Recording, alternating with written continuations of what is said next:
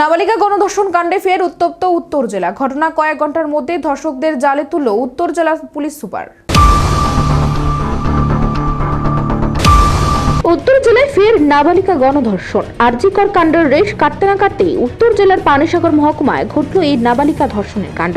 এ নিয়ে উত্তর জেলা জুড়ে চাপা ক্ষোভ বিরাজ করছে। ঘটনা বৃহস্পতিবার বিকেলে পানিসাগর থানাধীন সিলিটি ক্যাম্প এলাকার বাসিন্দা নবম শ্রেণীতে পাঠরতা এক নাবালিকা বাড়ি থেকে পাশের দোকানে যায় কিছু জিনিস কেনার উদ্দেশ্যে। তখন দুই যুবক তাকে মুখে চাপা দিয়ে বাইকে তুলে পাশের গভীর জঙ্গলে নিয়ে যায় এবং একাধিকবার দুজনের নাবালিকাকে ধর্ষণ করে বলে অভিযোগ। রক্তাক্ত অবস্থায় নির্যাতিতা মেয়েটিকে রাস্তার পাশে ফেলে চলে যায় ওই দুই যুবক। পরে এলাকাবাসীরা মেয়েটিকে রাস্তার পাশে পড়ে থাকতে দেখে পুলিশকে খবর দেয়। পুলিশ তৎক্ষণাৎ ঘটনাস্থলে এসে নাবালিকাকে উদ্ধার করে ধর্মনগর জেলা হাসপাতালে নিয়ে ভর্তি করে। বর্তমানে মেয়েটি গুরুতর অসুস্থ অবস্থায় হাসপাতালে চিকিৎসাধীন রয়েছে। ঘটনার খবর পেয়ে রাতে জেলার police super Bhanupada Chakraborty police force নিয়ে অভিযুক্তদের খোঁজে তল্লাশি শুরু করেন এবং রোয়া এলাকা থেকে উসমান আলী ওরফে তাজিল ও আয়াজ আলীকে গ্রেফতার করে ধর্মনগর থানায় নিয়ে আসেন। ধৃতদের বাড়ি রোয়া গ্রাম পঞ্চায়েত এলাকায়। তাদের বিরুদ্ধে জিজ্ঞাসাবাদ জারি রেখে একটি গণধর্ষণ মামলা দায়ের করা হয়েছে। এদিকে জানা যায়, ধর্ষক আয়াজ আলীর মা মিনা বেগম শাসক দলের রোয়া গ্রামের একজন পঞ্চায়েত সদস্য। 3টার সময় দোকানে গেছে, যাওয়ার পরে ঠান্ডা চিপস আনতে গেছে। আমি একটু পরে ফোন করছি, ফোন করানোর পরে বলছে আর কি টানতাম আমার বলছি বিস্কুট আর এই সাবুন লেগে। এরপরে আর কোনো কথা হয়েছে না বইনের লগে। এরপরে আর কত সময় পরে ফোন করছি, নাম্বারটা বিজি।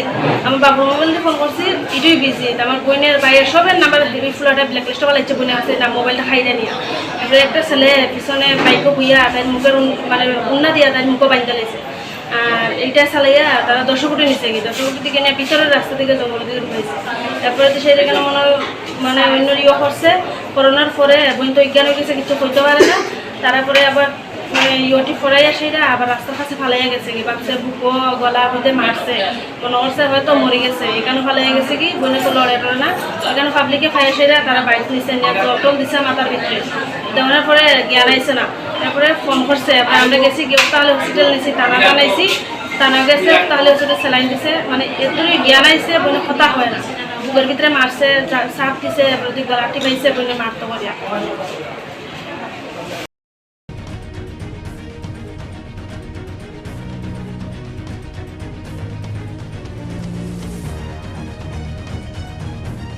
নিজস্ব প্রতিনিধি রিপোর্ট, এশিয়ান টাইমস।